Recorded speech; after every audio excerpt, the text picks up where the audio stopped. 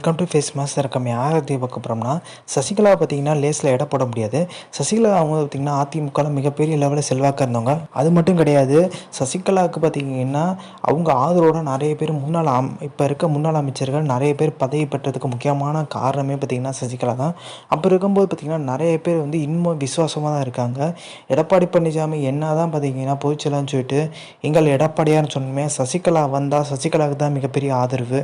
கிட்டத்தட்ட பார்த்திங்கன்னா 90 விழுக்காடு பார்த்திங்கன்னா அதிமுக தொண்டர்கள் இப்போ சசிகலாவுக்கு தான் ஆதரவு தெரிஞ்சுட்டு வரதா சொல்கிறாங்க. ஸோ கிட்டத்தட்ட ஓபிஎஸும் இணைக்கணுன்ற அளவுக்கு பார்த்திங்கன்னா போயிட்டாங்க.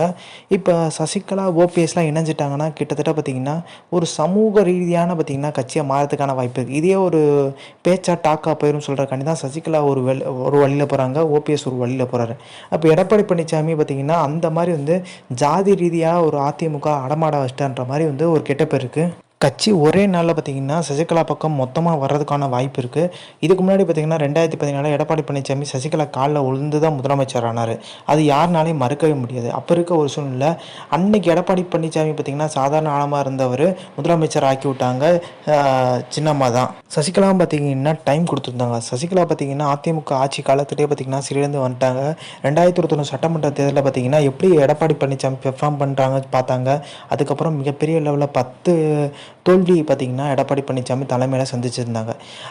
அப்படி சந்திக்கும் போது மிகப்பெரிய லெவலில் அதே பாதாளத்தில் பார்த்திங்கன்னா அதிமுக போயிட்டுருக்க பார்த்துட்டு பார்த்திங்கன்னா சசிகலா வந்து இப்போ வந்து சுற்றுப்பயணம் போயிருக்காங்க.